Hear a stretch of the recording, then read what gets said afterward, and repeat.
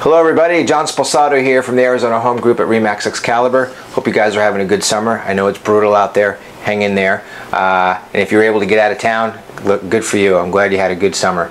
But anyway, we're back in the swing of things, and school started. So here we are talking about the August market report.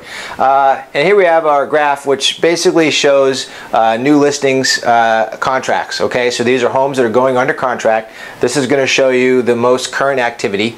And as you can see, we've got the typical up and down for the summer season. We started here at the top of the market, which is the peak of the spring season. It ended Memorial Day weekend, and right on track, here's July, and here we are where school's starting right now. That's going to start to pick up a little bit as we head into the fall, as it does every year. No big surprises here.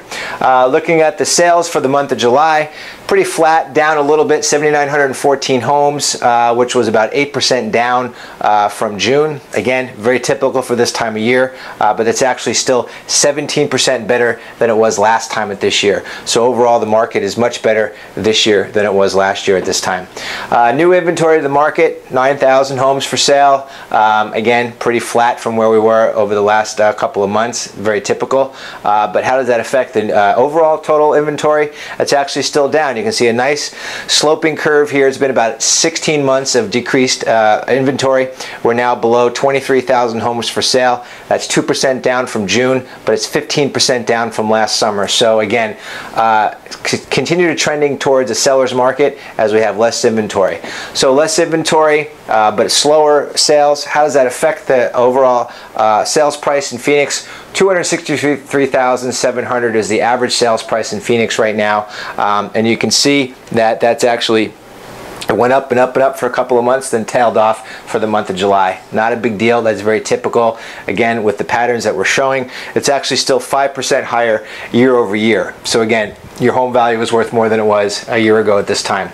A couple other quick graphs. Month supply is down below 3%, and the day on market is at 81 days, so you can see how quickly homes are moving, which is still really good. So let's talk about interest rates. Here we are again. 4% today for a 30-year fixed rate. We've been up and down above that 4% mark now for the last month or so. Projections are that they're going to continue to increase as we head into the fourth quarter and as we head into 2016. So the question remains is, if you're out there renting, why are you still doing so? Okay? Interest rates are phenomenal. 4% for a 30-year fixed rate is still unbelievable from a historical perspective. And I think the problem is a lot of people out there believe that you need 20% down payment to get into a house, and you just don't, okay? And you don't need to have 800 FICO scores either. Basically, there are FHA and conventional programs that are 5%, 3.5%, and 3% down payment with good credit. So it's doable. You don't have to have a big pile of cash to go out and buy a house, okay? And stop paying your landlord's rent, okay? Because the landlords are laughing all the way to the bank, right? Monthly rent check will show you that basically rents are up 7% year over year. 7% increase in rents, okay? 11% for condos and apartments, and 6% for single family homes. So again, the landlords keep making the money, and you guys keep paying the rent and not getting equity for that. This is a really staggering graph here that's going to show you the increase in rents since 1988. Overall national average, rents have over doubled in the last, since 1988, okay? So you keep paying higher rents, you have no control over that. It's frustrating as heck. You're making your landlord rich. In the meantime, you're not building any wealth, okay? You're not building any wealth paying rent. Here's a great graph that's going to show you the increase in family wealth gap in the last 5 years. Red line down below are people who are paying rent. Basically, your family wealth has gone up $100 in the last 5 years. People who bought a property and own property, the increased wealth in the family has gone up by a combination of paying down their mortgage and the increased appreciation in their home. Okay? So this is a very graphic illustration of why you should not be renting if you don't have to be. All right?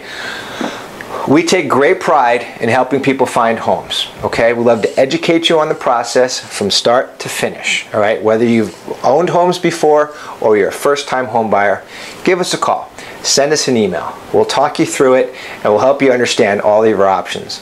We're going to make sure you get a smart house that's going to appreciate, it's going to be in a good neighborhood, so someday when you go down the road to sell it, you're going to make some good money and you'll be able to sell it, okay?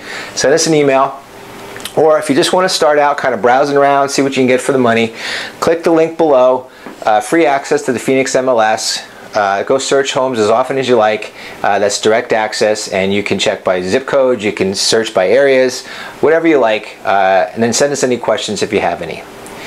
If you're a seller and you want to know what's going on in your market, just click the link below, put your address in. It's going to send you a quick email of a report, a snapshot of what's going on in your area to give you a ballpark idea of what homes are going for in today in your neighborhood.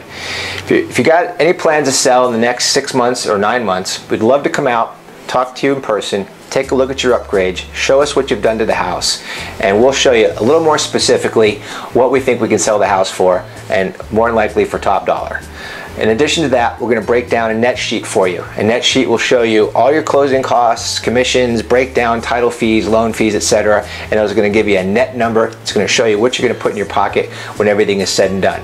With all that information, you'll be able to make an educated choice of whether it's a good time to sell or to wait a little bit longer. Either way is fine with us. We'd love to help you out. So once again, John Sposato from the Arizona Home Group at RE/MAX Excalibur, on behalf of Sharon Caffini and Melanie Didier and Terry Robinson, you guys have a great August, and we'll talk to you next month. Thanks.